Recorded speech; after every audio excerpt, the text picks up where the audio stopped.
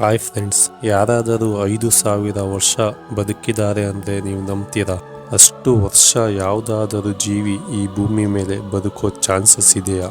ಬುದ್ಧಿ ಇರೋರು ಯಾರಾದ್ರೂ ಇಲ್ಲ ಅಂತಾನೆ ಹೇಳ್ತಾರೆ. ಅವನ್ನ ನೋಡಿದವರು ಇದ್ದಾರೆ ಅಂತೆ. ಅವನ ಹಣೆ ಮೇಲೆ ಹಾಕಲು ಸ್ವಲ್ಪ ಅರ್ಶನಾನು ಕೇಳ್ತಾನೆ ಅಂತ ಹೇಳ್ತಾರೆ. ನೀವು ನಂಬಲೇಬೇಕು, ಅವನ್ ಬೇರೆ ಯಾರು ಅಲ್ಲ, ಅವನೇ ಅಶ್ವತ್ಥಾಮ. ಅಶ್ವತ್ಥಾಮ ಮಹಾಭಾರತ ಯುದ್ಧದಲ್ಲಿ ಕೌರವರ ಪರವಾಗಿ ಹೋರಾಡಿದನು. ಆದ್ರೆ ಅವನು ಮಾಡಿದ ಒಂದು ತಪ್ಪಿನಿಂದ ಅವನು ಕಲಿಯುಗ ಅಂತ್ಯವಾಗೋವರೆಗೂ ಜೀವಂತವಾಗಿ ಇರುತ್ತಾನೆ ಅಂತ ಶಾಪ ಪಡಿತಾನೆ. ಆ ಕತೆ ಏನು ಅಂತ ತಡ ಮಾಡ್ದಂಗೆ ಈ ವಿಡಿಯೋದಲ್ಲಿ ತಿಳ್ಕೊಳ್ಳೋಣ ಬನ್ನಿ. ನಿಜವಾಗ್ಲೂ ಅಶ್ವತ್ಥಾಮ ಬದುಕಿದಾನ?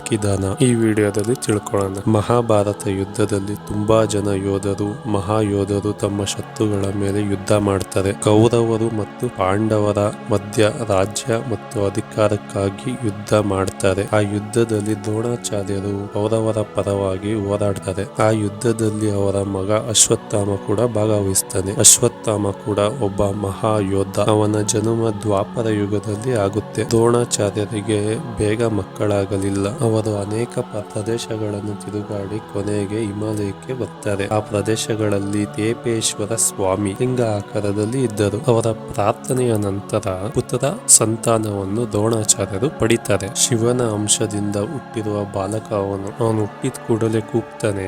ಆ ಕೂಗು 4 ದಿಕ್ಕುಗಳು ಕೂಡ ಕೇಳಿಸುತ್ತೆ. ತಕ್ಷಣ ಆಕಾಶವಾಣಿ ಪ್ರತ್ಯಕ್ಷವಾಗಿ ದ್ರೋಣಾಚಾರ್ಯರಿಗೆ ಅವನು ವಿಶೇಷವಾದ ಬಾಲಕ ಅಂತ ಹೇಳಿ, ಅವನು ಜನ್ಮಕ್ಕೆ ಒಂದು ಕಾರಣ ಇದೆ ಅಂತ ಹೇಳಿ ಅವನಿಗೆ ಅಶ್ವತ್ಥಾಮ ಅಂತ ಹೆಸರು ಇಡಿ ಅಂತ ಹೇಳ್ಬಿಟ್ಟು ಸೂಚನೆ ಮಾಡ್ತಾರೆ. ಅವನು ಮಗುವಾಗಿ ಹುಟ್ಟಿದಾಗಲೂ ಅವನ ಹಣೆ ಮೇಲೆ ಒಂದು ಮಣಿ ಇರುತ್ತೆ. ಆ ಮಣಿ ಇರೋವರೆಗೂ ಅವನಿಗೆ ಯಾವುದೇ ರಾಕ್ಷಸರುಗಳಿಂದಾಗಲಿ, ಯಾವುದೇ ದೇವರುಗಳಿಂದಾಗಲಿ, ಯಾವುದೇ ಯೋಧರುಗಳಿಂದಾಗಲಿ ಅಪಾಯ ಅನ್ನೋದು ಇರೋದಿಲ್ಲ. ಅಶ್ವತ್ಥಾಮ ಹುಟ್ಟಿದ ನಂತರ ದ್ರೋಣಾಚಾರ್ಯರು ಮತ್ತು ಕೃಪಿ ದಂಪತಿಗಳು ತುಂಬಾ ಕಷ್ಟನ ನೋಡ್ತಾರೆ. ಅಶ್ವತ್ಥಾಮಗೆ ಕನಿಷ್ಠ ಹಾಲು ಕೂಡ ಕುಡಿಯೋಕೆ ಇರೋದಿಲ್ಲ. ಅವನು ಕಾಯಿಗಳು, ಎಲೆಗಳನ್ನು ತಿಂದು ಹೊಟ್ಟೆ ತುಂಬಿಸ್ಕೊಳ್ತಾನೆ. ಅವನ ಸ್ನೇಹಿತರಿಗೆ ಹಾಲು ಕುಡದೆ ಅಂತ ಹೇಳ್ಬಿಟ್ಟು ಸುಳ್ಳು ಹೇಳುತ್ತಿದ್ದ. ಅದನ್ನು ಗಮನಿಸಿದ್ದ ದ್ರೋಣಾಚಾರ್ಯರು ನನ್ನಿಂದ ಅವನು ಅಷ್ಟೊಂದು ಕಷ್ಟ ಪಡ್ತಿದ್ದಾನೆ ಅಂತ ತಿಳ್ಕೊಂಡು ಅದು ಹಸುಗಳನ್ನು ದಾನ ಕೇಳ್ತಾರೆ. ಆದ್ರೆ ಹಸುಗಳನ್ನು ಕೂಡ ಯಾರು ಕೂಡ ದಾನ ಕೊಡಲ್ಲ. ಕೊನೆಗೆ ಯೋಚನೆ ಮಾಡಿ ಅವನ ಬಾಲ್ಯದ ಗೆಳೆಯ ರಾಜ ದ್ರುಪದನ ಬಳಿ ಹೋಗ್ತಾರೆ. ಅಶ್ವತ್ಥಾಮನ ಜೊತೆ ರಾಜ ದ್ರುಪದನ ರಾಜ್ಯಭವನಕ್ಕೆ ಹೋದ ದ್ರೋಣಾಚಾರ್ಯರಿಗೆ ಅಲ್ಲೂ ಕೂಡ ಅವಮಾನ ಆಗುತ್ತೆ. ಅಲ್ಲಿಂದ ಬಂದು ಅವಸ್ಥೆಗಳನ್ನು ಪಡಲು ಇಷ್ಟವಿಲ್ಲದೆ ಅದಕ್ಕೆ ಅಸುತಿನಪುರಕ್ಕೆ ಬಂದರು. ಅಲ್ಲಿ ಕೌರವರಿಗೆ ಮತ್ತೆ ಪಾಂಡವರಿಗೆ ಎಲ್ಲ ಅಸ್ತ್ರ ಶಸ್ತ್ರ ಅಭ್ಯಾಸಗಳನ್ನು ಹೇಳ್ಕೊಡ್ತಾರೆ. ಅವರ ಜೊತೆ ಅಶ್ವತ್ಥಾಮ ಕೂಡ ಎಲ್ಲಾ ವಿದ್ಯೆಗಳನ್ನು ಕಲಿತಾನೆ. ದ್ರೋಣಾಚಾರ್ಯರು ಪಾಂಡವರಿಗೆ ಮತ್ತೆ ಕೌರವರಿಗೆ ಸಮಾನವಾಗಿ ಎಲ್ಲಾ ವಿದ್ಯೆಗಳನ್ನು ಹೇಳ್ಕೊಡ್ತಾರೆ. ಆದ್ರೆ ಮಹಾಭಾರತ ಯುದ್ಧದಲ್ಲಿ ಸಿಂಹಾಸನಕ್ಕೆ ಮರ್ಯಾದೆ ಕೊಟ್ಟು ಅವರು ಕೌರವರ ಪಕ್ಷದಲ್ಲಿ ಹೋರಾಟ ಮಾಡ್ತಾರೆ. ಅವರ ಜೊತೆ ಅವರ ಮಗ ಅಶ್ವತ್ಥಾಮ ಕೂಡ ಕೌರವರ ಪರವಾಗಿ ನಿಲ್ತಾರೆ. ಭೀಮನ ಮಗ ಘಟೋತ್ಕಚ ಇತರೆ ರಾಕ್ಷಸರಗಳ ಜೊತೆ ಸೇರಿ ಕೌರವರನ್ನ ಮಟ್ಟ ಆಗ್ತಾ ಇರ್ತಾರೆ. ಪ್ರತಿಯೊಬ್ಬ ಕೂಡ ಭಯ ಬಿದ್ದು ಅಲ್ಲಿಂದ ಓಡಿ ಹೋಯ್ತಾರೆ. ಆದರೆ ಅಶ್ವತ್ಥಾಮ ಮಾತ್ರ ಒಬ್ಬಂಟಿಯಾಗಿ ನಿಂತು ಎಲ್ಲರನ್ನು ಮುಗಿಸುತ್ತಾನೆ. ಘಟೋತ್ಕಚನ ಮಗನಾದ ಅಂಜನ ಪರ್ವನನ್ನು ಕೂಡ ಮುಗಿಸ್ತಾರೆ ಅಶ್ವತ್ಥಾಮ. ದ್ರೋಣಾಚಾರ್ಯರು ಮತ್ತು ಅಶ್ವತ್ಥಾಮರು ಇಬ್ಬರು ಸೇರಿ ಪಾಂಡವರನ್ನು ಒಬ್ಬರಾದ್ಮೇಲೆ ಇನ್ನೊಬ್ಬರನ್ನ ಮುಗಿಸ್ತಾ ಹೋಯ್ತಾರೆ. ಹೀಗೆ ಅದೇ ಪಾಂಡವರ ಸೈನ್ಯ ಮಿಗೋದಿಲ್ಲ ಅಂತ ಅನ್ಕೊಂಡ ಶ್ರೀಕೃಷ್ಣ ದ್ರೋಣಾಚಾರ್ಯರಿಗೆ ಶಕ್ತಿಯಿಂದ ಅಲ್ಲ ಯುಕ್ತಿಯಿಂದ ಮುಗಿಸ್ಬೇಕು ಅಂತ ಅನ್ಕೊಂತಾರೆ. ಅದಕ್ಕೆ ಶ್ರೀಕೃಷ್ಣ ಯುಧಿಷ್ಠಿರನಿಗೆ ಒಂದು ಸುಳ್ಳು ಹೇಳಕ್ಕೆ ಹೇಳ್ತಾರೆ. ಅಶ್ವತ್ಥಾಮ ಅತಃ ಕುಂಜರಹ ಅಂತ ದ್ರೋಣಾಚಾರ್ಯರಿಗೆ ಕೇಳೋ ತರ ಹೇಳು ಅಂತ ಹೇಳಿಕೊಡ್ತಾರೆ. ಆ ಮಾತನ್ನು ಕೇಳಿದ ದ್ರೋಣಾಚಾರ್ಯರು ಮಗನ ಅಂತ್ಯ ಆಯ್ತು ಅಂತ ಯುದ್ಧ ಭೂಮಿಯಲ್ಲೇ ಶಸ್ತ್ರ ತ್ಯಾಗವನ್ನು ಮಾಡ್ತಾರೆ. ನಿಜವಾಗ್ಲೂ ಅಶ್ವತ್ಥಾಮ ಅನ್ನೋ ಆನೆ ಅಂತ್ಯ ಆಗಿರ್ತದೆ. ಅದೇ ಅವಕಾಶಕ್ಕೆ ಕಾಯ್ತಿದ್ದ ದ್ರುಪದನು ಒಂದೇ ಏಟಿಗೆ ದ್ರೋಣಾಚಾರ್ಯರ ತಲೆಯನ್ನು ಕತ್ತರಿಸಾಕ್ತ. ತಂದೆಯ ಮರಣದ ಸುದ್ದಿ ಕೇಳಿದ ಅಶ್ವತ್ಥಾಮನು ಪಾಂಡವರನ್ನು ಹೇಗಾದರೂ ಕೊಲ್ಲುವ ದ್ವೇಷದಿಂದ ದುರ್ಯೋಧನನ ಆಜ್ಞೆ ಪಡೆದು ಪಾಂಡವರನ್ನು ಕೊಲ್ಲಲು ಯುದ್ಧ ಭೂಮಿಗೆ ಇಳಿತಾರೆ. ಸಿಕ್ಕವರನ್ನೆಲ್ಲ ಸಿಕ್ಕಿದ ಹಾಗೆ ಮುಗಿಸ್ತಾನೆ. ಯುದ್ಧ ಭೂಮಿಯಲ್ಲಿ ಅರ್ಜುನ ಮತ್ತು ಕರ್ಣನ ಬಿಟ್ಟರೆ ತುಂಬಾ ಜನನ್ನ ಕೊಂದಿದ್ದು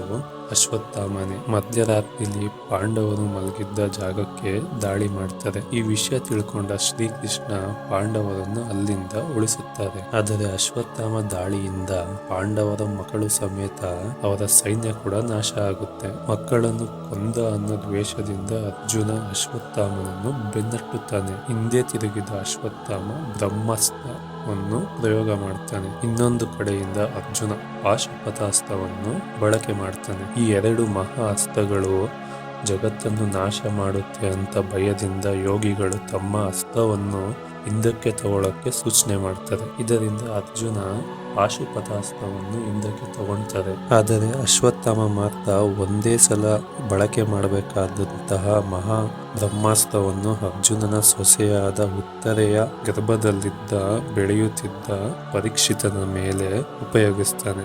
ಬ್ರಹ್ಮಾಸ್ತ್ರದ ಹೊಡೆತದಿಂದ ಪರೀಕ್ಷಿತನು ತೀವ್ರ ಗಾಯಗೊಳ್ತಾನೆ.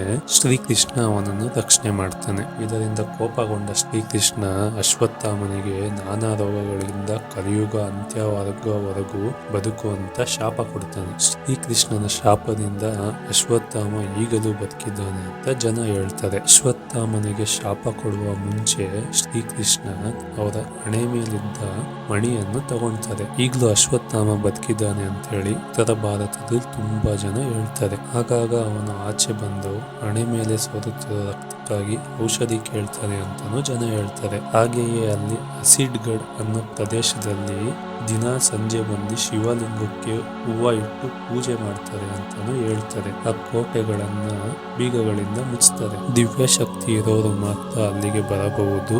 ಹಾಗೆ ಅಶ್ವತ್ಥಾಮ ಪ್ರತಿದಿನ ಬಂದು ಪೂಜೆ ಮಾಡ್ತಾರೆ ಅಂತ ಹೇಳ್ತಾರೆ. ಮಧ್ಯಪ್ರದೇಶ್ಗೆ ಸೇರಿದ ಒಬ್ಬ ಡಾಕ್ಟರ್ಗೆ ಅವರು ಕಾಣಿಸಿದ್ರು ಅಂತ ಹೇಳ್ತಾರೆ. ಹಿಮಾಲಯ ಪರ್ವತಗಳಲ್ಲಿರುವ ಒಂದು ಬುಡಕಟ್ಟು ಜನಾಂಗದ ಜೊತೆ ಅವರು ವಾಸಿಸುತ್ತಿದ್ದಾರೆ ಅಂತಾನು ಹೇಳ್ತಾರೆ. ಅಶ್ವತ್ಥಾಮ ಒಂದು ದಿನ ಒಂದು ಹೋಟೆಲ್ಗೆ ಬಂದು ಹೊಟ್ಟೆ ತುಂಬಾ ತಿಂದು 100 ಲೀಟರ್ ನೀರನ್ನು ಕುಡಿದು ಮಾಯ ಆಯ್ತಿದ್ದ ಅಂತಾನು ಕಥೆಗಳನ್ನ ತುಂಬಾ ಜನ ಹೇಳಿದ್ದಾರೆ. ಬಯಸಿದಾಗ ಕಾಣಿಸಿಕೊಳ್ಳುವಂತಹ ಮಹಾಶಕ್ತಿ ಅವರಿಗೆ ಇದೆ ಅಂತ ಜನ ಹೇಳ್ತಾರೆ. ಆದ್ದರಿಂದ ಅವರು ಎಲ್ಲರಿಗೂ ಕಾಣಿಸುವುದಿಲ್ಲ ಅಂತಾನು ಜನ ಹೇಳ್ತಾರೆ. ಅಶ್ವತ್ಥಾಮನ ನೋಡಿದರೆ ಮಹಾ ಕಷ್ಟಗಳಿಂದ ಜನ ಜೀವನ ಮಾಡ್ತಾರೆ ಅಂತಾನು ತುಂಬಾ ಜನ ಹೇಳಿದ್ದಾರೆ. ಆ ತರ ನಂಬಿಕೆ ಕೂಡ ಇದೆ ನಮ್ಮ ಭಾರತದಲ್ಲಿ. ಈ ವಿಡಿಯೋ ನಿಮ್ಗೆ ಇಷ್ಟ ಆಗಿದ್ದೆ ಚಾನಲ್ನ ಸಬ್ಸ್ಕ್ರೈಬ್ ಮಾಡಿ, ಲೈಕ್ ಮಾಡಿ, ಮುಂದೆ ಬರೋ ವಿಡಿಯೋಗಳಿಗೋಸ್ಕರ ಪ್ರೋತ್ಸಾಹ ಕೊಡಿ.